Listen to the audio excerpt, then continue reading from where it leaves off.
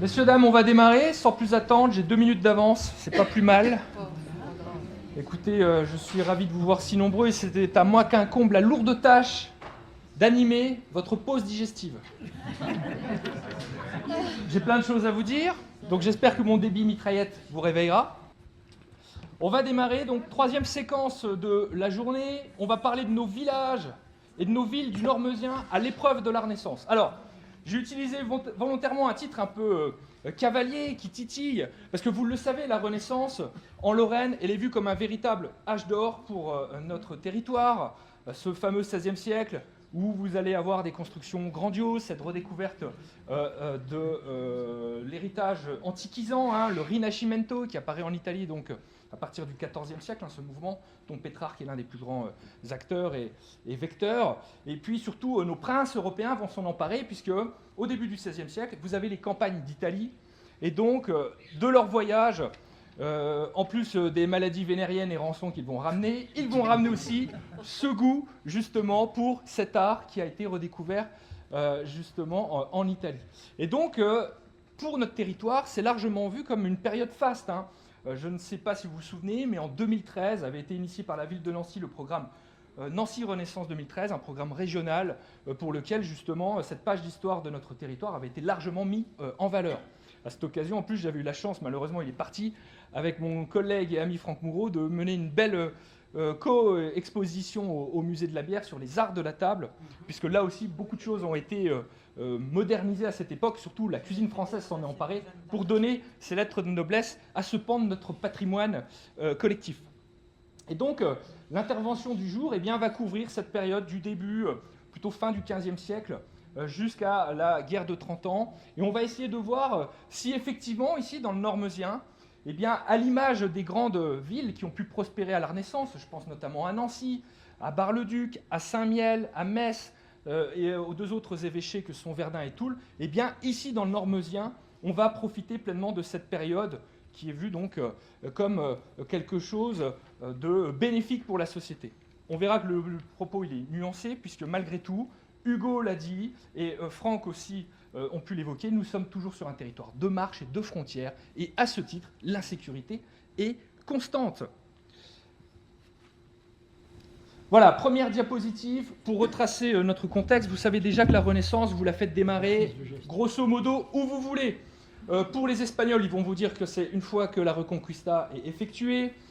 Pour certains historiens, on va vous dire que c'est à partir du moment où l'homme va explorer et traverser l'Atlantique pour faire les grandes découvertes, ou plutôt redécouvertes, hein, notamment donc Christophe Colomb. D'autres vont faire démarrer ça. C'est mon cas, quand on est fier de notre territoire et lotharingiste, on fait démarrer cette période avec la fin du XVe siècle et notamment la bataille de Nancy de 1477. Et donc la prise de pouvoir de René II, que vous voyez ici sur ce portrait avec son épouse, Philippe de Gueldre, et donc une gravure qui présente la fameuse bataille de Nancy, où le jeune duc René, qui avait perdu ses états quelques années auparavant, qui était en fuite, était sous la menace sans doute d'un des plus grands souverains de cette fin du Moyen-Âge, à savoir Charles le Téméraire, duc de Bourgogne, hein, qui avait envie de réunir ses états, donc la Bourgogne au sud, et bien entendu tout ce qui est le Benelux actuel au nord. Il voulait conquérir la Lorraine pour recréer l'Austrasie, c'était son idéal, c'était son rêve. Et donc René II arrive au pouvoir, et donc il renverse, contre toute attente, hein, alors que le rapport de force était vraiment sa défaveur, il renverse Charles le Téméraire, et donc s'ouvre cette période pour nous qui est très importante, puisqu'en plus, sous René II, on va réunir les deux États qui nous concernent, le duché de Bar et le duché de Lorraine, qui étaient deux États indépendants jusque-là, et René II va bien entendu les scinder, les mettre ensemble. C'est ce que vous retrouvez aussi sur les armoiries de la famille ducale. Vous avez le blason avec les alérions de la Lorraine, et vous avez aussi nos deux barres qui se font face. On retrouve bien entendu tout un autre armorial qui est placé ici, notamment bien entendu la croix de Jérusalem, hein, qui rappelle l'héritage des princes lorrains, hein, qu'ils veulent tenir en propre depuis la première croisade, avec notre cher Godefroy de Bouillon. Voilà, le territoire lorrain, pour que vous puissiez vous le figurer, je vous ai donc mis cette carte du découpage actuel de la Lorraine avec les États lorrains de l'époque, de la fin du XVIe siècle, superposés. Venez, venez, messieurs, dames, n'hésitez pas. Ah oui, on a commencé sans vous. Venez, messieurs, dames. On est à l'introduction. Donc voilà, grosso modo, le découpage de nos États lorrains. Je vais vous le présenter brièvement, et puis ça va permettre aussi de vous présenter aussi dans quelle situation on retrouve notre territoire du Nord-Meusien suite à cette bataille de Nancy décisive, hein, où donc René II, qui est présent ici sur ce portrait, cette enluminure de la Nancéide, donc manuscrit de 1500 qui recense ses exploits et aux faits d'armes pour récupérer ses États, eh bien, dans quel état est notre territoire. Alors, vous remarquez, ici, si j'arrive voilà, avec le petit pointeur, voilà le territoire qui nous intéresse aujourd'hui. Et vous voyez que vous avez déjà plusieurs couleurs. Vous avez deux barrois. Vous avez le barrois non mouvant en violet et le barrois mouvant dont la capitale, hein, Bar-le-Duc, est ici. Vous avez les États de Lorraine en orange. Et puis ensuite, vous avez trois évêchés importants. L'évêché de Verdun, qui est plutôt bien structuré, hein, vous le voyez, c'est compact. Il y a une continuité sur le territoire. L'évêché, bien entendu, de Metz, en vert, et l'évêché de Toul. On reviendra sur d'autres particularismes après, puisqu'il y a énormément d'enclaves. Et ici, dans le Nord-Meusien, nous en sommes particulièrement concernés par ces enclaves. Un petit point pour aussi vous poser le cadre. Il faut savoir ici que dans le Nord-Meusien, une période faste qu'on a connue à l'époque médiévale, je ne crois pas qu'Hugo en ait parlé ce matin, c'est ce XIIIe siècle, le beau XIIIe siècle, comme les historiens français l'appellent, puisque c'est là où finalement on atteint le paroxysme des chartes d'affranchissement pour toutes nos localités. Et ces chartes d'affranchissement qui donnent effectivement beaucoup de liberté aux municipalités et aux habitants, hein, qui peuvent s'extraire du joug du servage médiéval, permet de bien développer nos cités. Et le meilleur exemple que je pourrais vous donner, c'est la ville de Stenay, qui en 1321 compte 2900 habitants. 2900 habitants en 1321, déjà c'est un nombre supérieur à celui de la population actuelle de Stenay, désolé monsieur Lebrun, où on compte à peine maintenant 2500 habitants. Rendez-vous compte, la capitale du duché de Lorraine, au début du XIVe siècle, Nancy, c'est à peine 1000 habitants. Nancy, 1000 habitants, Stenay 2900 habitants. Ça vous offre tout de suite une idée du potentiel que les villes du Nord-Meusien peuvent avoir. Elles sont localisées à proximité d'autres États. Hugo en a parlé longuement ce matin, hein, que ce soit le Royaume de France donc, à l'ouest, le Saint-Empire romain germanique au nord et à l'est. Et donc, au contact de ces grandes puissances, il y a des échanges commerciaux naturels qui se créent et qui permettent bien entendu de faire prospérer nos villes, bien plus que des cités qui sont enclavées loin dans les terres du Barrois et de la Lorraine. Stenay, qui donc compte en 1321 2900 habitants, au moment où le duc de Lorraine récupère ses États, compte 430 habitants. Vous imaginez la chute démographique. Qu'est-ce qui s'est passé entre-temps? On a la guerre de 100 ans. N'oubliez pas que la guerre de 100 ans, en tant que jalon, nous y sommes particulièrement concernés ici en terre lorraine, puisque les princes de Bar et de Lorraine étaient plutôt alliés du royaume de France, alors que nos voisins du Luxembourg au nord et de la Bourgogne au sud étaient alliés avec les Anglais. Hein, d'ailleurs, c'est le comte de Ligny en Barrois, enclave appartenant à la famille de Luxembourg, qui attrapera Jeanne d'Arc et la vendra tout simplement aux Anglais. Donc il faut aussi restituer un peu cette grande histoire dans laquelle notre territoire à nous est imbriqué. Et donc, avec cette guerre de 100 ans, vous avez les passages de peste, de mercenaires, etc. Et vous avez la démographie qui s'écroule littéralement pour nos localités du nord de la Meuse. Donc, il va y avoir un véritable enjeu pour René II et donc la conquête de ces États, ça va être aussi de redynamiser nos cités. Et à travers ce prisme de la Renaissance, on va le découvrir ici, mais on va pouvoir largement aussi le nuancer. Voilà. Je me suis amusé à colorier, j'aurais pu mettre mes enfants sur le coup, mais vous voyez ici cette carte qui montre l'imbrication et à quel point la frontière est étroitement imbriquée. C'est un puzzle étatique que vous voyez ici, avec donc les différentes enclaves. Nous avons donc le Luxembourg ici en rose, avec les villes pilotes que sont Ivoix, Virtan, Montmédy, hein, qui représentent la porte d'entrée, sans oublier l'enclave de Danvillers. Et puis d'autres localités qui sont éclatées. Là, par exemple, nous sommes sur les côtes de Meuse, où vous avez les localités de Brandeville, Bréville, Lycée, hein, qui sont justement appartenant à cette enclave de Danvillers, et donc propriété des ducs de Luxembourg. Vous avez ensuite eh bien entendu, la principauté de Sedan, qu'il ne faut pas oublier, nous en reparlerons souvent. Elle est ici, au nord, en vert. Et puis, qu'est-ce qu'on voit au milieu de ces terres? L'enclave de Jamais. Nous en reparlerons longuement tout à l'heure. Vous avez donc l'évêché de Verdun en mauve. Vous avez le royaume de France en bleu, qui vient vraiment lécher, c'est le cas de le dire, ces autres territoires. Et Hugo en a parlé ce matin. Normalement, le fleuve Meuse, depuis le traité de Bruges, était frontière, un traité de Bruges de 1301, était frontière entre le royaume de France et le Saint-Empire romain germanique. On voit bien qu'il n'est pas tout à fait respecté. On déborde allègrement d'un côté ou de l'autre.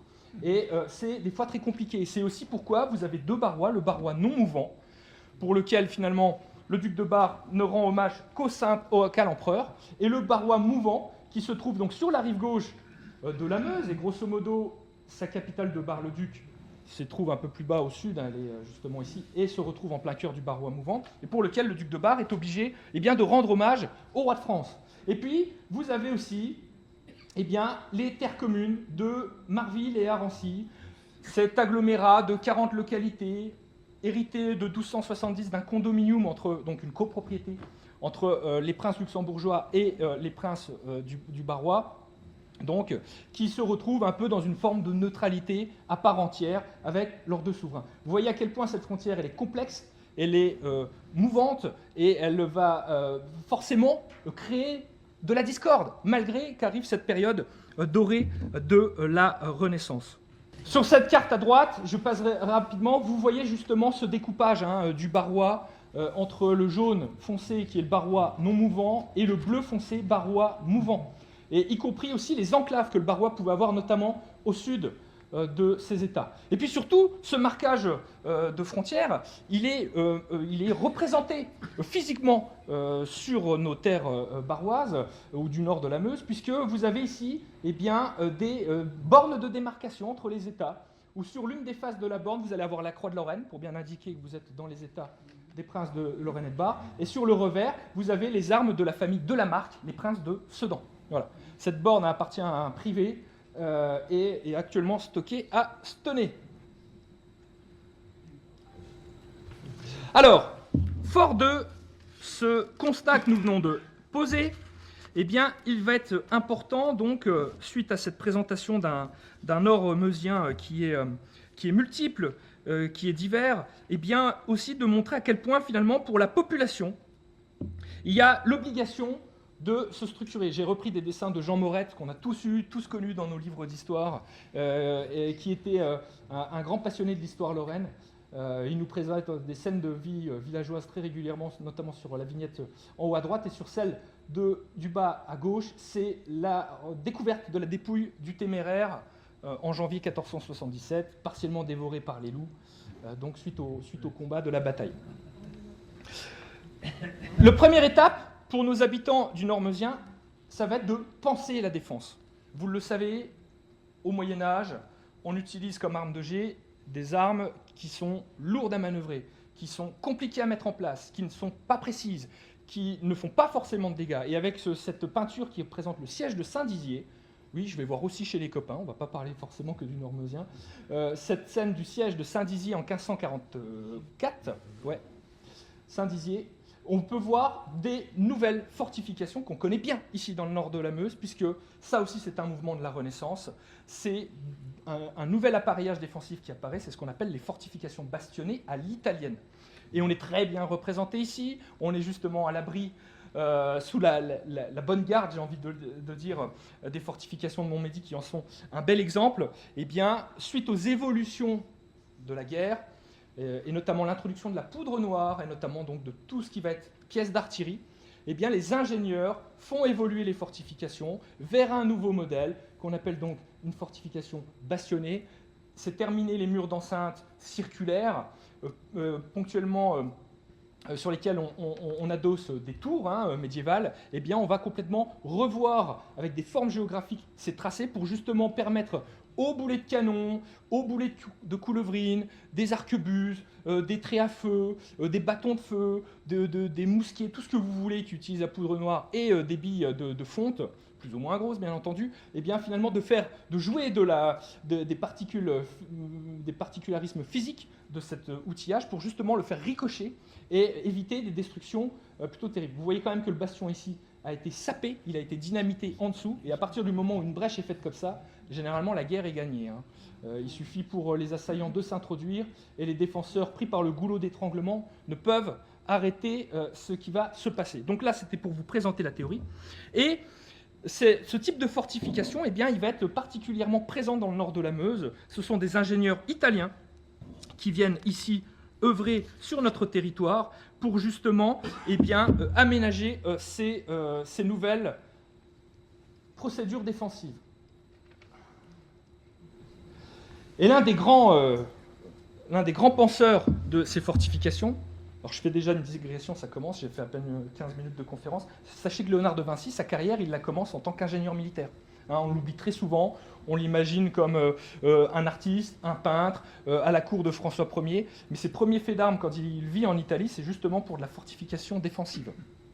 Et là, ce n'est pas bien entendu Léonard de Vinci que je vous présente, vous aurez reconnu Jean Errard, un Meusien originaire de Bar-le-Duc, qui lui va être l'un des premiers grands penseurs et théoriciens de cette nouvel art de se défendre, avec ses bastions à orillons. Alors, voilà, un bastion, il a toujours des petits retours, qu'on appelle donc des orillons, des oreilles, si vous préférez, et qui permettent justement d'y installer les pièces d'artillerie à l'abri du regard des assaillants.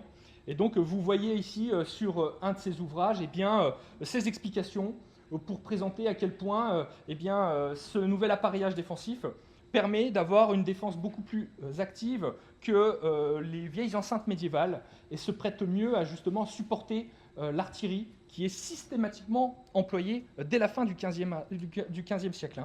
On a l'impression que c'est beaucoup plus récent, mais dès les guerres des années 1450, l'artillerie est systématisée dans tous les bataillons et dans toutes les troupes. Alors Jean Errard, c'est un grand penseur justement pour le bastionnement. Il va donc tout simplement écrire des ouvrages pour présenter ses théories, et il va surtout les mettre en application, on parlera de lui tout à l'heure, notamment à Jamay, puisqu'il va défendre la place forte de Jamay, donc terre d'enclave appartenant à la principauté de Sedan, qu'on reverra tout à l'heure. Et maintenant, je vais vous balayer nos différentes cités du Nord meusien pour lesquelles on va parler. Et on va commencer par Danvillers, parce que Danvillers, c'est sans doute la plus vieille enceinte, on a les traces dans les textes, qui va passer à ces fortifications bastionnées. Vous avez 3 plans successifs ici.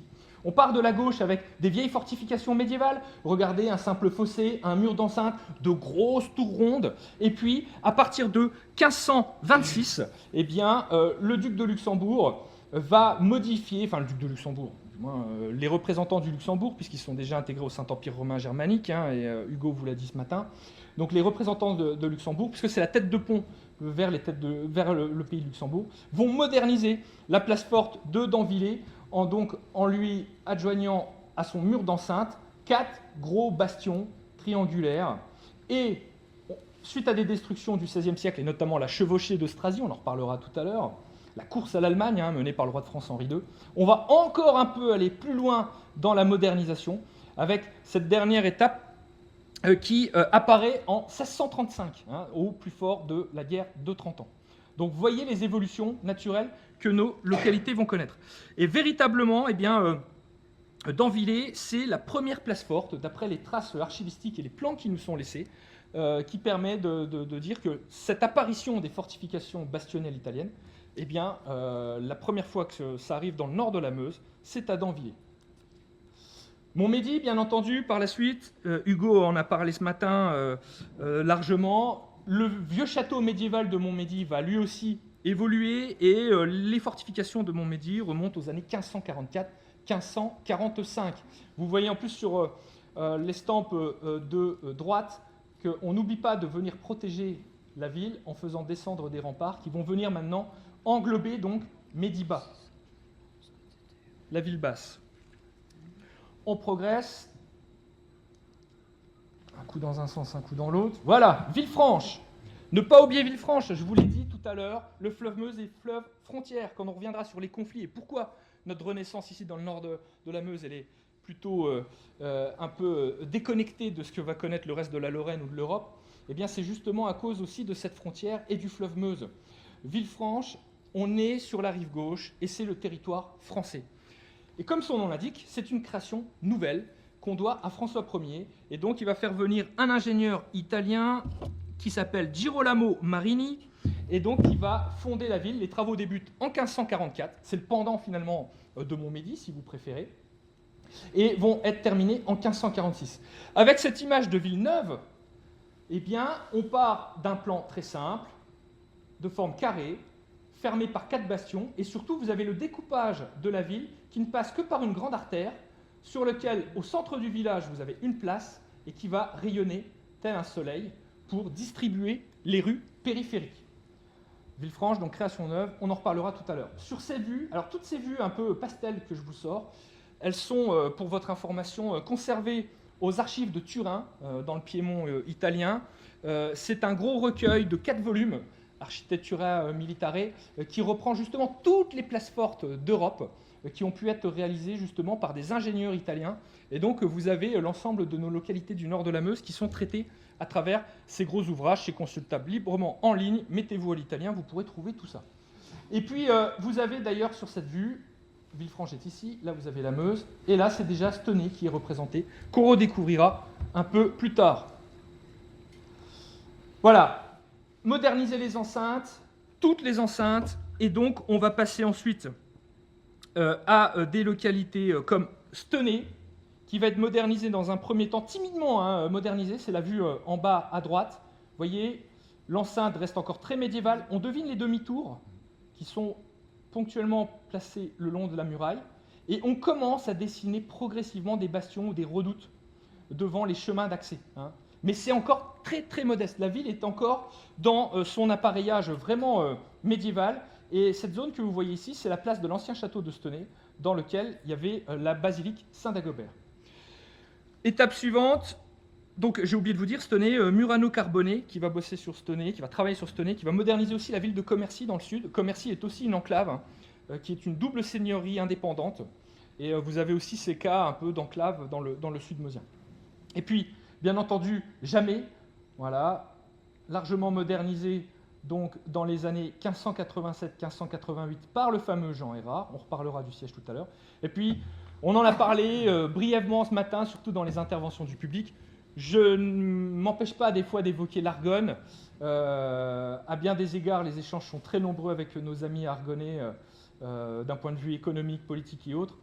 Et notamment pour l'issue de nos villes à la fin de la Renaissance, j'en reparlerai tout à l'heure. Et donc aussi, regardez l'appareillage de Clermont, qui aménage ses fortifications en terrasse, pour profiter du relief naturel de cette côte qui fait la caractéristique de Clermont. Alors souvent, ça ne suffit pas, et donc vous avez ici l'évolution de Stenay. Alors sur cette vue aquarellée qui date de la fin du XVIe siècle, vous avez notre bon vieux Stenay médiéval. Vous le voyez, c'est vraiment le mur d'enceinte primitif. Un bastion, le bastion de la Sorcière, qui a été percé à l'ouest du côté de la Meuse. Là, vous avez le port avec le fleuve qui passe. Et puis, à la fin du XVIe, début XVIIe, suite à des événements qu'on développera beaucoup plus tout à l'heure, ça sera la seconde partie de mon intervention, on va moderniser complètement cet espace pour devenir une véritable citadelle. Et regardez un peu comme le tracé va devenir complexe, dense, avec énormément d'éléments, des bastions, des redoutes, des demi-lunes. Alors les redoutes qui sont placées en avant-corps des portes de fortification et qui font des doubles passages pour protéger les accès. Il faut savoir que les travaux de la citadelle et de la modernisation de Stenay débutent en 1608 et se terminent en 1628.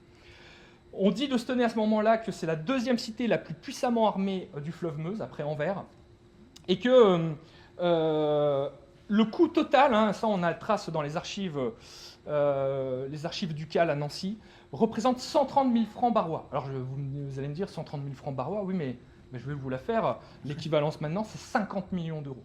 50 millions d'euros d'investis. Pareil, petite digression rapide, sachez que le gouverneur de la place forte de Stenay à ce moment-là s'appelle Simon de Pouilly. Simon de Puy, il n'est pas, c'est quelqu'un de connu ici localement, hein, ce n'est pas un inconnu. Simon de Puy, c'est le bâtisseur du château de Loupy, magnifique château Renaissance. Et sachez que Simon de Puy a été en procès avec les habitants de Stenay, parce que pendant qu'il avait la charge de la construction des travaux de la citadelle, il détournait un peu de main-d'œuvre, un peu de pierre, et puis il a un peu construit son château comme ça à l'œil.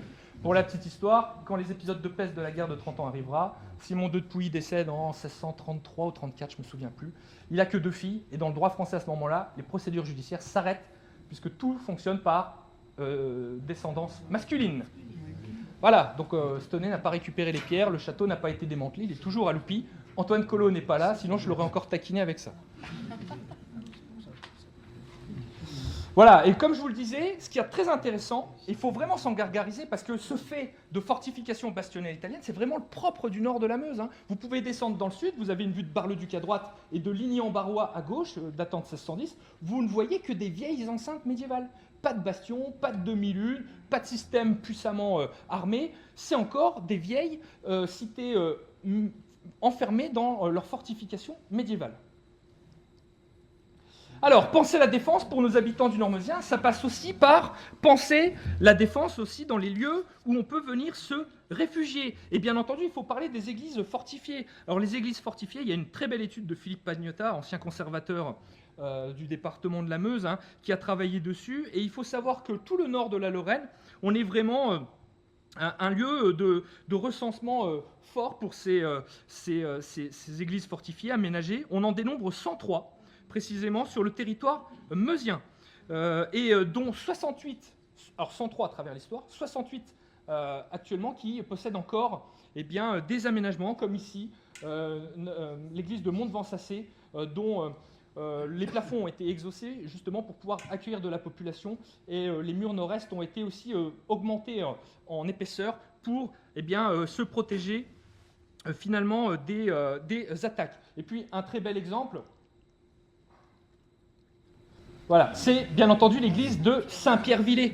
Hein, vous avez peut-être visité cette église-là, qui alors possède une porte blindée, des cheminées pour pouvoir loger les habitants qui pourraient se protéger dans les combles, dans le grenier pendant plusieurs temps. Vous avez un escalier qui est démontable, hein, escamotable, et donc vous avez énormément d'éléments comme ça qui permettent de se protéger. Alors, bien entendu, on pense au château, on pense aux fortifications, on pense aux églises, on pense aussi à se protéger sur les aspects naturels. Et le fleuve Meuse, j'en ai suffisamment parlé, vous l'avez compris, c'est un enjeu majeur. Et vous avez ces cartes-là qui viennent des fonds du service de la défense à Vincennes, justement, où vous avez le tracé du fleuve Meuse. Vous connaissez Villefranche, avec son tracé particulier, la patate médiévale de Stenay, hein, et puis le début de la citadelle qui commence à se construire ici. Et sur le fleuve, vous allez pouvoir avoir des figurés comme ça, qui sont justement des tours de protection qu'on appelle des redoutes, hein, qui protègent les gués ou les lieux de passage. On va faire un petit zoom, ne vous en faites pas. Voyez donc très ponctuellement ce type d'appareillage défensif qui permet de vraiment contrôler la frontière. Hein. Vous voyez ici que tout a été une histoire de frontière, on n'a pas arrêté, c'est le leitmotiv. Si vous devez retenir quelque chose, c'est que forcément, zone de contact, on était déjà bien au cœur de l'Europe avant que Schuman ne pense à justement construire ce nouvel élan continental. Et puis un maillage de petits châteaux, bien entendu. Alors je ne sais pas ce que je peux avoir d'autre après en gravure. Voilà, modernisation des châteaux. Je vous ai mis ici une représentation de Marville. Vous avez du vieil appareillage qu'on peut découvrir, qui sont les bouches à feu, hein, ponctuellement dans la maçonnerie du château de Marville, qui va se moderniser légèrement avec l'adjonction de 2 bastions et d'un élément barré qui permet justement de protéger l'entrée du château. Surtout, ce qui est important, c'est aussi que les habitants à cette époque participent pleinement à cet effet de défense. Et tous les historiens ont l'habitude de voir ça, historiens ou amateurs, hein, quand vous regardez des gravures du XVIe, du XVIIe siècle, vous aurez toujours des petits personnages là, qui sont équipés, armés, et qui sont en train de se promener pour protéger. Hein. Et donc on demande véritablement à la population civile de participer à ce qu'on appelle le guet, tout simplement. Voilà. Et puis, surtout, dans les villages, on retrouve des petits appareillages défensifs, mais plus modestes, qui sont aussi l'apanage de nobles. Et il faut savoir que notre territoire du nord de la Meuse est largement découpé, hein. Les seigneurs sont très présents et surtout se partagent les communautés villageoises. À Flassigny, vous avez 3 seigneurs. Donc finalement, le finage de la communauté est séparé en 3 parts de seigneurie qui sont dévolues à différentes personnes. Et sous les côtes de Meuse, notamment à Murvaux, j'en dénombre 5. Hein. Le village est découpé entre 5 seigneurs. Donc ça, c'est vraiment aussi quelque chose qui est propre à notre territoire. Dans le centre de la Meuse, dans le sud meusien, généralement, le village peut appartenir à un noble, enfin appartenir, entre guillemets, hein, bien entendu, on a déjà quitté le servage, je vous l'ai dit tout à l'heure, il y a les affranchissements. Bon, on va dire que la justice et les redevances, notamment malgré tout les taxes de bourgeoisie et autres, incombent à un seul seigneur, alors que dans le nord meusien, eh bien, l'émiettement est beaucoup plus important. Autre événement aussi, c'est la mutation des espaces de village. Alors une très belle carte découverte aux archives générales du royaume en Belgique qui présente le fleuve Meuse entre Verdun et Marville. Et puis vous avez donc au centre, c'est Danvillers qui est représenté. Alors on est loin, on ne voit absolument rien, je suis désolé. Verdun est ici, hop, clac. Là vous avez Marville, hop, là il n'y a jamais. Et puis donc là c'est Danvillers. Et si on zoome un petit peu, mais alors la qualité ne va pas être folle, vous verrez l'étalement du bâti à cette époque. Le village-rue typique de Lorraine n'existe pas encore. Les maisons sont simplement posées là, autour de l'église, bien entendu. Et c'est justement durant cette époque de la Renaissance qu'on va aussi commencer à repenser les aménagements urbains, et notamment guidés par des textes comme des auteurs de l'Antiquité, comme Vitruve, hein, qui pense déjà à cette période à aménager, à faire valoir le beau, tout en étant solide et en pensant aux nécessités sanitaires, hein, que les villages peuvent représenter, écoulement des immondices, etc., etc. Et donc on va complètement revoir nos villages durant cette période du XVIIe siècle, et on a des phénomènes nouveaux qui s'amorcent, qui est celui aussi de l'aménagement où on va vouloir, selon les codes de Vitruve, ramener la ville à la campagne. Et c'est là où vous allez avoir des hôtels particuliers durant le XVIe siècle qui vont apparaître. Alors là, pour les amis qui peuvent connaître Marville, hein, on s'extasie toujours devant ces belles demeures. On est calqué sur le modèle du palazzo florentin, hein, avec une belle façade sur la rue principale, qui est le logis de la famille, alors qu'elle soit marchand, soit noble. Et puis en arrière, une petite courette, comme vous pouvez le découvrir ici, avec en plus de magnifiques bas-reliefs qui font largement référence à des nouveaux courants de pensée que la Renaissance amène, et à l'humanisme aussi. Je n'ai pas le temps de m'arrêter malheureusement sur tous ces sujets-là, il faut faire vite. Mais, et en arrière encore, des dépendances sur une rue secondaire où vous pouvez stocker des marchandises, y loger, avoir une écurie, y loger du matériel, que ce soit les charrettes, etc. Ça, c'est vraiment une nouveauté de notre XVIe siècle. Vous connaissez aussi la ville haute de Bar-le-Duc, c'en est un magnifique exemple, en plus de zones de protection. Voilà, et puis surtout, comble de ces nouvelles aspirations individuelles, et où la notion du beau arrive, hein, avec cette renaissance ici dans le nord de la Meuse, c'est aussi la création, et vous le voyez ici à Clermont, hein, regardez l'étagement, voilà, le village-rue qui commence à apparaître, et puis ce que vous voyez à l'arrière, c'est tout simplement les héritages médiévaux des mecs et courtils, autrement dit des jardins, qui vont progressivement se déplacer de l'écart des villes pour se rapprocher le plus près des maisons, à l'arrière des maisons. Et c'est un peu finalement cette idée qu'on a de manière très contemporaine d'avoir son petit lopin de terre, d'avoir son petit jardin privé à l'arrière de sa maison.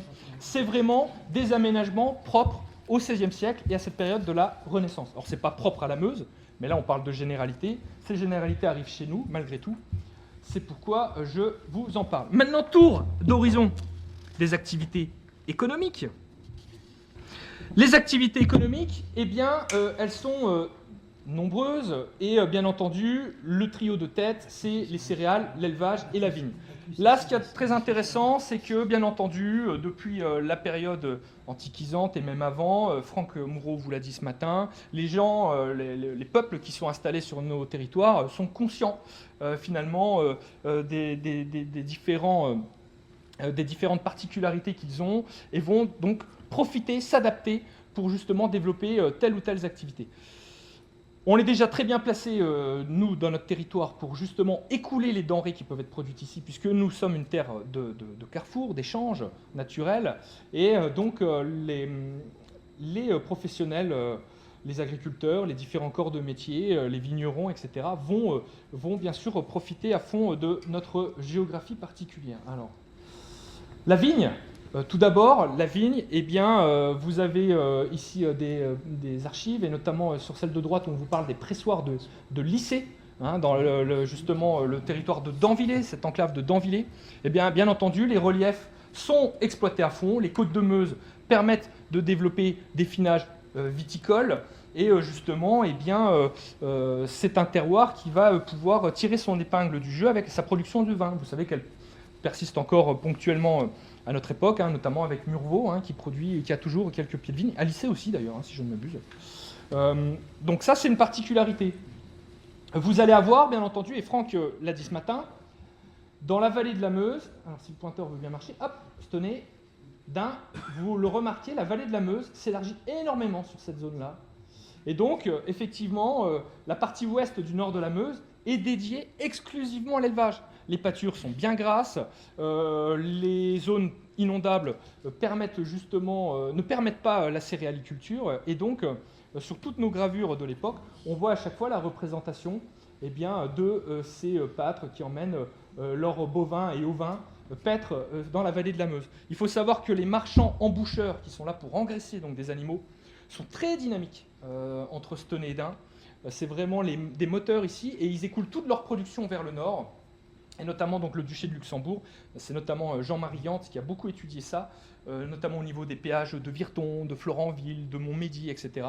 Et toute la viande produite ici, dans le nord de la Meuse, alors côté ouest, hein, là pour le coup, est écoulée vers le nord de l'Europe. Et d'ailleurs, on a des corporations très puissantes, comme la corporation des bouchers, qui, dès la première moitié du XVIe siècle, se dote d'un règlement à part entière, et donc qui permettent bien de fournir en alimentation carnée tout le nord de la Meuse.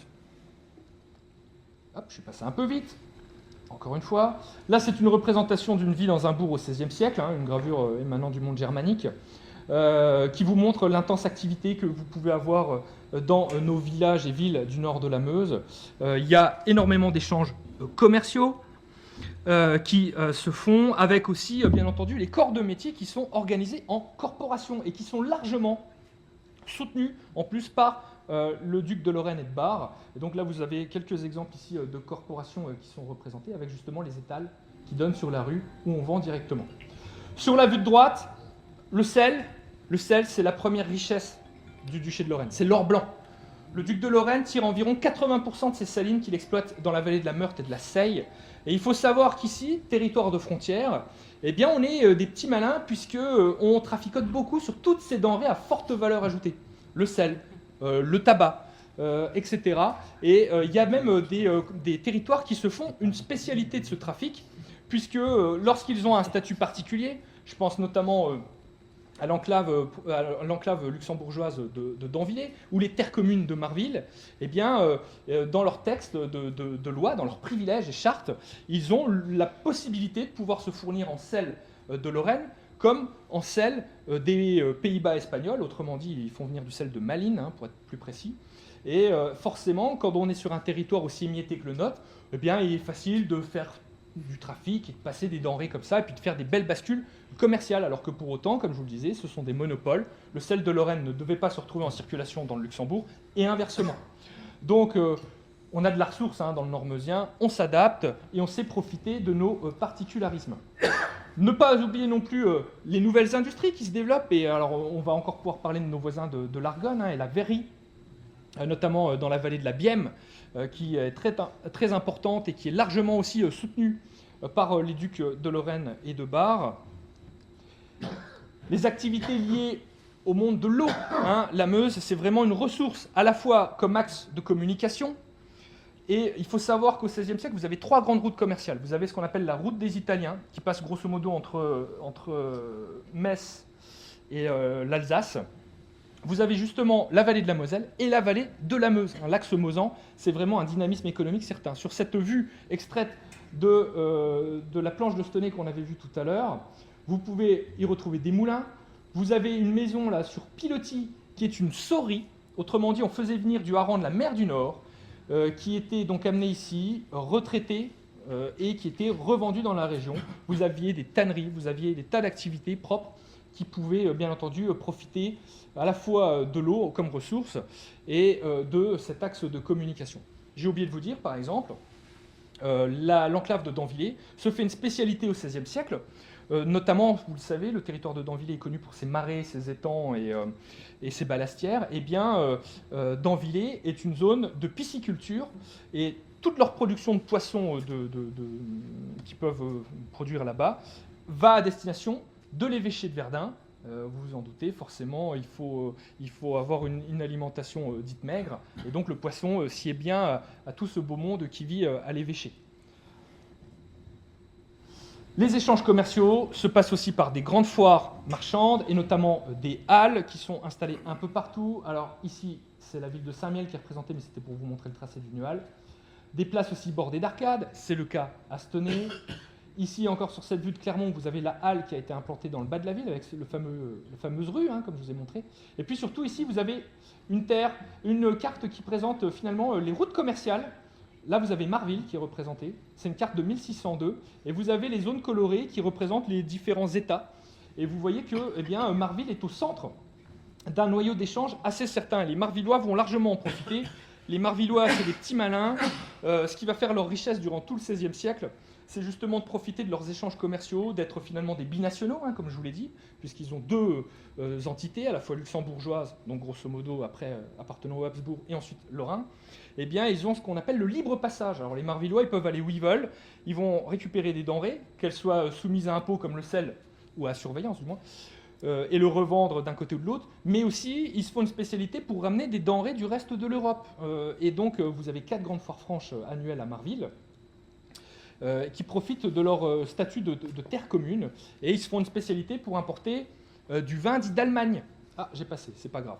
Le vin dit d'Allemagne, c'est tout simplement les petits blancs d'Alsace. Et Dieu sait qu'au XVIe siècle, on adore ça. C'est le vin le plus consommé, notamment dans les grandes villes du nord de l'Europe, notamment du Benelux actuel, Anvers, Bruges, Gand, où vous avez les dames de la noblesse qui font de la vitaminothérapie. On vous y prend, mesdames, à vous enquiller des petits vins cuits, sucrés, d'Alsace. Bon, les Marvillois, ils se font une spécialité pour aller les chercher. Ils ne sont pas taxés durant leur voyage. Et à Marville, ils revendent tout ça aux négociants qui viennent justement du nord de l'Europe. Et c'est là où ils font une belle bascule et qui se font construire après des hôtels particuliers assez grandioses, comme on a pu voir sur les vignettes précédentes.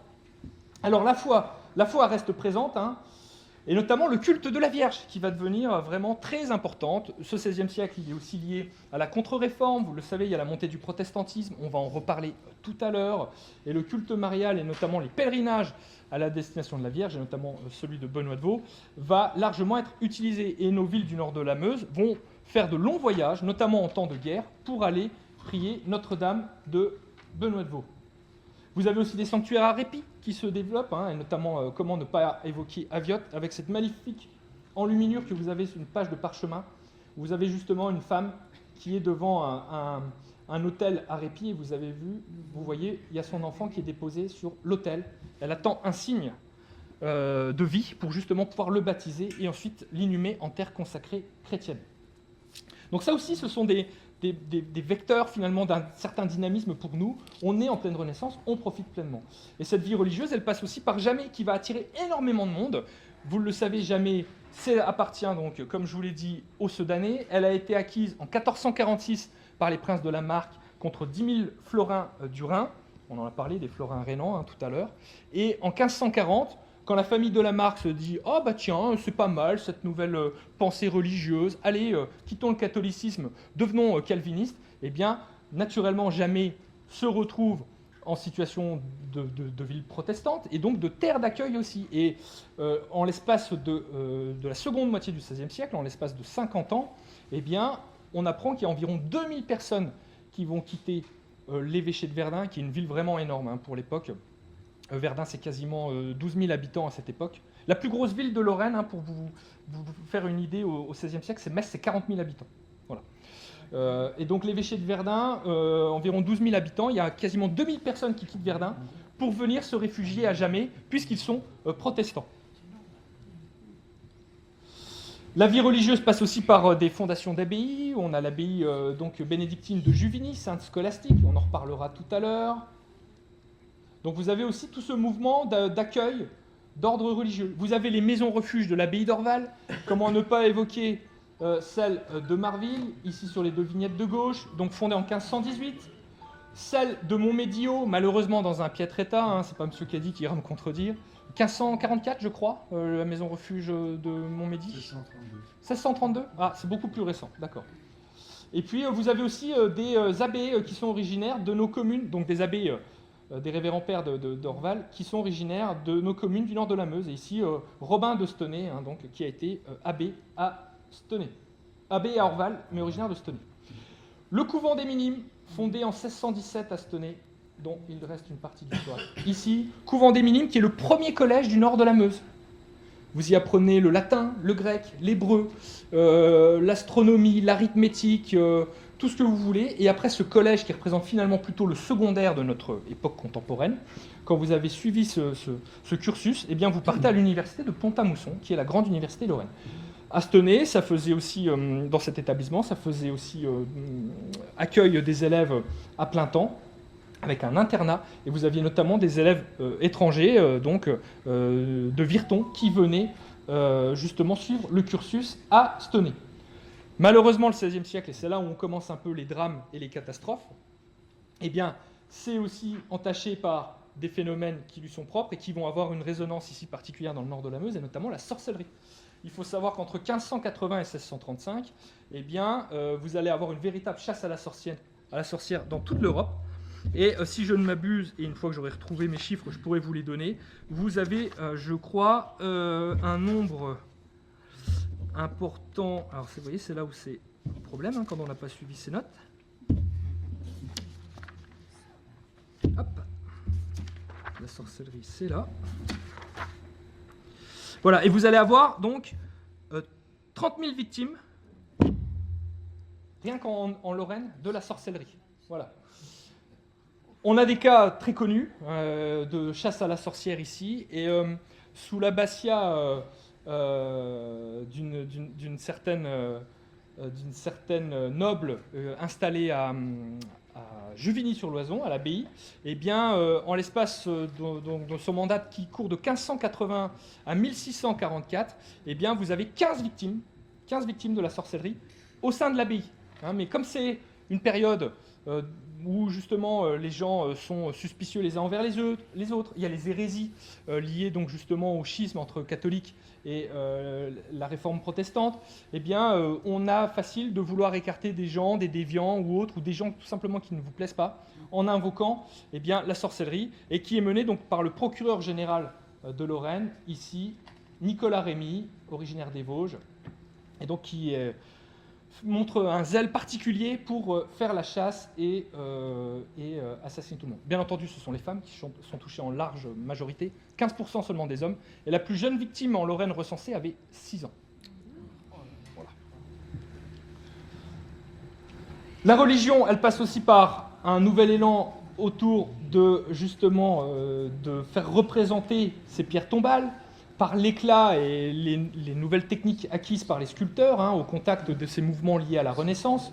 Et vous l'avez ici à Marville, qui est un bon exemple de la contre-réforme, où justement eh bien, les riches marchands et nobles de la cité vont s'en donner à cœur joie pour se faire édifier de magnifiques pierres tombales, en justement eh bien, utiliser tous les canons de la Renaissance. On remarquera ici, sur la stèle de Saint-Lantin de Gavrois, un arc de triomphe. Voilà, c'est un soldat, il est agenouillé en prière, la Vierge joue le rôle d'intercesseur, et elle vient finalement présenter l'âme de Saint-Lantin de Gavrois auprès du Christ. Il y a beaucoup de rappels au Memento Mori, hein, ce sont tout ce qui est Ars Moriendi, avec aussi des phrases à destination des vivants, puisque, vous le savez, la contre-réforme, le Concile de Trente, c'est aussi la justification et l'affirmation que le purgatoire existe et que tout un chacun, nous allons finir au purgatoire. Donc il faut faire des bonnes œuvres du temps de son vivant, comme créer une belle stèle funéraire, faire des bonnes œuvres aussi en dotant de messes, en faisant des constructions de bâtiments religieux autres, mais surtout aussi exhorter les vivants à eh bien, prier Dieu pour eux, comme ça peut être très régulièrement mentionné. Et on attaque le dernier volet de la conférence, c'est bien entendu la guerre, puisque malgré toutes ces évolutions qui montrent qu'effectivement, dans le nord de la Meuse, on progresse, on va se développer, on va être finalement au goût de la Renaissance, eh bien, ce n'est pas tout à fait un âge d'or pour nous, parce que durant toute cette période de 150 ans, en filigrane, vous avez toujours le spectre de la guerre qui veille sur le nord meusien. Ce qui fait notre force, notamment pour les échanges commerciaux, pour les échanges culturels, pour tout simplement le développement au contact de plusieurs civilisations, notre zone de carrefour, de contact, c'est aussi notre talon d'Achille, c'est-à-dire être exposé au passage de troupes armées et aux faits de guerre, avec ici une scène donc, de pillage d'une ferme, toile flamande, typique du XVIIe. Et ces combats incessants démarrent tout de suite au lendemain de la prise de Nancy par René II en 1477. René II, conscient d'être le nouveau maître de la Lorraine et d'avoir vaincu Charles le Téméraire, il peut aussi potentiellement pousser vers le nord de la Meuse et donc justement aller grignoter du côté de l'ancien duché de Chigny et des terres de Luxembourg. Et vous allez avoir de nombreux conflits qui vont se dérouler durant cette période, et il va aussi se trouver de nouveaux antagonistes, notamment avec aussi une querelle avec les princes de Sedan, qui, à la fin du XVe siècle, vont mettre le siège sur Dun. À la suite, bien entendu, c'est le conflit qui nous occupe pendant 30 ans au début du XVIe siècle entre François Ier et Charles Quint, qui va largement menacer le nord meusien. Vous allez avoir ensuite la course à l'Allemagne. Donc, lorsque François Ier décède, son fils Henri II ambitionne donc de se prévaloir sur les États lorrains et donc va capturer en 1552, mettre au pas les 3 évêchés qui étaient sous protectorat de l'Empire. Alors, pourquoi ce conflit pendant 30 ans ? Il faut savoir que François Ier a longtemps été pressenti pour être empereur du Saint-Empire romain germanique. Et il y a eu concurrence entre les deux. Et du fait que Charles Quint y accède, eh bien, toute la rancune et finalement le ressentiment que François Ier va avoir, eh bien, il va rejaillir sur les terres lorraines, et notamment sur le nord de la Meuse, puisque c'est là où, justement, sur cette petite bande de terre qui sépare le royaume de France au Saint-Empire, eh bien, va se jouer des nombreux combats, et il y en aura un nombre assez important. Je ne vais pas tous les détailler ici.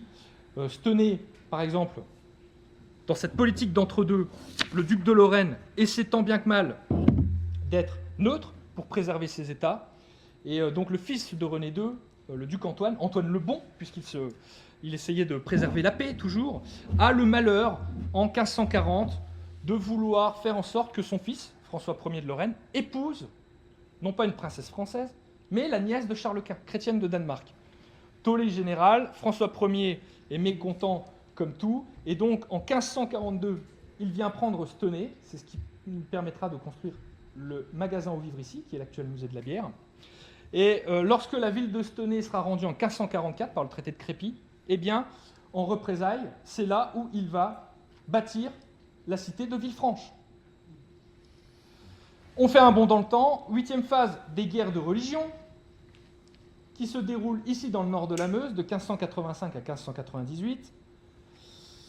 Les troupes lorraines, Charles III est au pouvoir. Charles III, c'est le cousin des ligueurs, vous savez, le duc de Guise, qui est à l'initiative de la Saint-Barthélemy. Charles III est un fervent défenseur du catholicisme. Et donc pour lui, c'est infernal d'avoir cette terre enclavée de Jamay sur cette terre catholique lorraine. Et donc il va mettre le siège sur Jamay, qui a été largement modernisé par Jean Hérard. Vous voyez un peu les fortifications colossales que vous pouvez retrouver ici. Et donc le siège va durer pendant 2 ans, de 1589 à 1591. Ça va être un siège terrible, durant lequel d'ailleurs les habitants de Jamay vont particulièrement s'illustrer pour prêter main forte aux soldats. Une fois que les Lorrains vont réussir à récupérer Jamay, qu'est-ce qui va se passer en représailles? Eh bien, la principauté de Sedan, donc, qui est déjà acquise à la Réforme, va venir mettre le siège sur Stenay en 1591. C'est la fameuse prise de nuit par le prince de Bouillon, qui entre-temps, donc c'est plus la famille de la Marque, c'est Turenne, qui a épousé la dernière descendante de la famille de la Marque, qui vient mettre le siège une nuit d'octobre 1591. Nous dit-on le soir de son mariage. Vous avez donc ici le château de Sedan, c'est écrit Sedan. Vous avez les préparatifs pour le mariage, vous voyez, on monte des plats et tout, c'est la réception. Et vous avez Turenne qui est prêt à en découdre et qui dit à ses soldats « Allons-y, partons vers Stenay, qui est représenté ici en fond. Suite à la prise de Stenay en 1591, puis de Dun-sur-Meuse en 1592, vous avez tous les officiers pour le duc de Lorraine qui était en résidence à Stenay qui vont devoir partir. On met le siège sur Villefranche. Villefranche est occupée. Les habitants de Stenay viennent habiter à Villefranche et il faudra attendre 1595, paix de Saint-Germain-en-Laye, pour que finalement les différentes localités soient restituées et que tout le monde retrouve ses états. On passe au XVIIe siècle, et là, c'est l'apothéose, c'est la fin pour notre territoire lorrain et nos villes du nord de la Meuse. La guerre de 30 ans débute, guerre de 30 ans qui est un conflit interne, vous le savez, au Saint-Empire romain germanique, sur fond justement de réformes protestantes, hein, c'est les catholiques qui s'opposent justement aux protestants, c'est des luttes internes, et à ce moment-là, dans le royaume de France, Louis XIII a l'ambition de pouvoir porter un coup l'estocade finale au Saint-Empire romain germanique, et donc il décide aussi de déployer ses armées, et puis comme pour se rendre en Germanie, il faut passer par la Lorraine, ça sera l'occasion de récupérer le territoire. C'est grosso modo cette phase de la guerre de 30 ans qui nous intéresse, même si, hop là, je suis passé, voilà, le comte de Mansfeld mène déjà des agressions sur le territoire du nord de la Meuse dès 1622, il est réformé. Il ne supportait pas que la Lorraine et les terres catholiques soient à côté. Il va piller Marville, il va incendier aussi Chauvency, etc., etc. Et donc, on rentre dans cette phase de guerre qui va trouver son paroxysme avec la guerre de 30 ans à proprement parler pour ce qu'on appelle la phase lorraine, autrement dit 1661-1661, où vous avez la campagne du maréchal de Châtillon, qui débute dans les années 1635, qui est représenté ici, avec justement les sièges de Villefranche, de Danvillers, tous les petits châteaux locaux qu'on pouvait avoir le long de la Chière, de la Meuse, vont être détruits.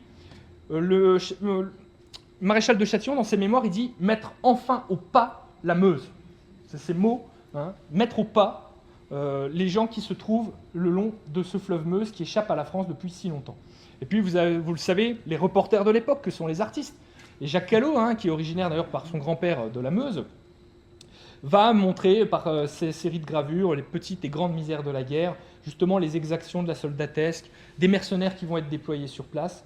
Et donc ça va être vraiment l'escalade de la violence. Vous avez les chroniques de Jean de l'Hôtel qu'on ne présente plus, qui est le curé d'Aviotte, qui dit que les gens sont obligés de se sauver pour vivre dans les bois, qu'il y a des meurtres de masse, qu'on en revient même à avoir recours à l'anthropophagie pour survivre. Donc c'est vraiment quelque chose d'effroyable. Vous avez les églises qui sont incendiées, vous avez le cas de, je crois c'est en 1632, où les habitants de Mex-devant-Virton sont enfermés dans l'église et on incendie l'église une fois qu'ils sont dedans. Vous avez des scènes terribles où on commet les pires exactions, on pend des gens qu'on brûle comme ça dans les cheminées, on viole des femmes. Voilà, vous avez des scènes de viol qui préfigurent des viols. Les enfants sont en relais de force, etc., etc. Donc, la démographie est en chute libre. Sachez que les États de Lorraine et de Bar comptent environ 300 000 habitants au début du conflit. Avec la paix de 1661, le traité de Vincennes dont on parlait tout à l'heure, la population en Lorraine subsiste à environ 120 000 habitants. Une mortalité de 2 pour 3. Ici, dans le nord de la Meuse, c'est encore plus fort. On a les chiffres pour Marville. Marville, dans les années 1600, c'est environ 2000 habitants. Eh bien, en 1635, le prévôt de Marville, Ferry de la Fontaine, écrit des suppliques. Parce que 1635, c'est l'année phare, c'est là où la peste arrive en plus, peste noire, peste bubonique mortelle à 98%. Et donc, Ferry de la Fontaine écrit, non je dis des bêtises, c'est Louis de la Fontaine, écrit donc à différents souverains pour demander la mise en neutralité et protection de Marville, comme elle l'avait toujours eu les siècles passés. Et il dénombre à ce moment-là dans sa ville 434 habitants sur les 2000. Donc vous voyez un peu la mortalité phénoménale, c'est quasiment les 4/5 qui disparaît. Et puis, un cadeau n'arrivant jamais seul, dans cette guerre de 30 ans se passent aussi les épisodes de la Fronde. Et c'est là où on en terminera. La Fronde, vous le savez, Louis XIII a cassé sa pipe. Louis XIV, c'est la minorité de Louis XIV. Et vous avez un mouvement contestataire qui est d'abord mené par le Parlement de Paris et ensuite qui est mené par les grands princes et notamment Condé. Condé qui a reçu en apanage durant la guerre de 30 ans des villes du nord de la Meuse comme Dun, Stenay, Jamais. Et il mène ce mouvement de la Fronde depuis l'épicentre qui est Stenay. Louis XIV, qui arrive enfin à sa majorité, il est sacré à Reims en juin 1654. Qu'est-ce qu'il va faire? Il a été chahuté pendant toute son enfance. Il va tout de suite, après le sacre de Reims, mettre le siège sur Stenay, donc vous avez le plan ici. Et après 2 mois de combat, Stenay tombe en août 1654. Vous avez d'ailleurs la médaille commémorative de la chute de Stenay, donc le portrait juvénile de Louis XIV sur une face. Et sur l'autre face, vous avez quelqu'un qui demande pardon, vous avez vu, à genoux. Sur le bouclier, vous avez les armes de Stenay, le chevron avec le lion. Et puis là, vous avez quelqu'un qui fait signe de pardon, c'est l'allégorie de la France avec justement les 3 fleurs de lys. Donc Stenay est pris, siège de Marville en 1655, siège de Montmédy en 1657, on en a parlé tout à l'heure avec Hugo, et c'est là où donc la Lorraine est complètement anéantie et ne s'en relèvera pas, notamment, voilà le siège de Montmédy, notamment pour le nord de la Meuse. Qu'est-ce qu'on peut dire? Avec ce traité de Pyrénées de 1659 et ce traité de Vincennes de 1661, une nouvelle province va être créée pour nous, le Nord-Meusien. C'est ce qu'on va appeler le Clermontois.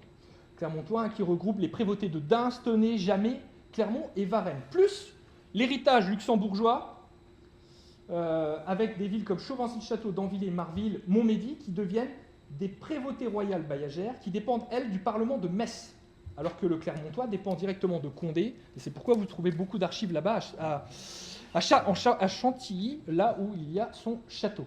Et bien finalement, après cette période, où effectivement on a connu un faste de la Renaissance, mais toujours égratigné, toujours stoppé dans son élan par justement la guerre incessante à cause de nos frontières, eh bien nos villes ne se relèveront pas de ce constat-là. Et quand vous prenez une ville comme Marville, qui a connu 2000 habitants, ou même Stenay, qui a eu une importance phénoménale par le passé, certaines se seront relevées comme Stenay ou Montmédy, parce qu'elles ont eu un rôle militaire dans les siècles contemporains, mais on commence à péricliter ensuite, et des localités comme Marville, Jamay ou Danvillers ne sont que des petits bourgs complètement isolés et oubliés de tous, et notamment des grandes pages d'histoire. Dernière vignette, nos églises et le bâti qui a été largement détruit, eh ben, on retrouve ces églises types de la fin du XVIIe, début XVIIIe, qui couvrent finalement tout notre territoire, des églises sans âme, puisque toutes nos églises anciennes ont été malheureusement détruites par les affres de la guerre. Ici, dans le nord de la Meuse, on n'a pas attendu la guerre de 70, la Première ou la Seconde Guerre mondiale, pour être largement égratigné. Voilà, je vous remercie, j'ai débordé de 2 minutes, excusez-moi.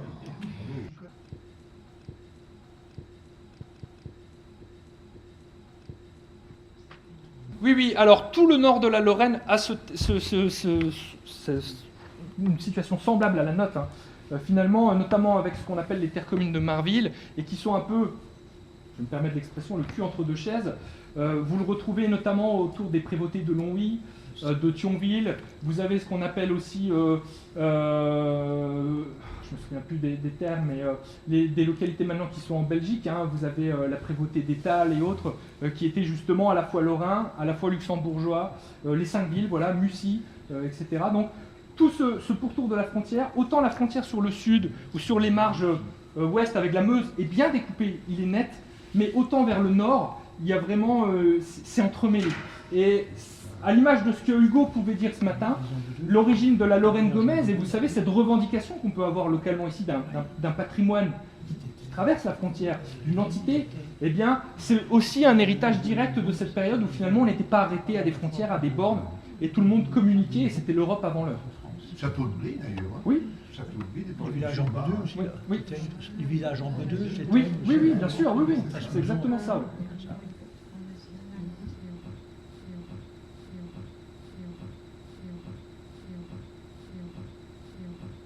Oui. Oui, le nord de la France largement a été aussi entaché par la guerre de 30 ans et ces phénomènes-là.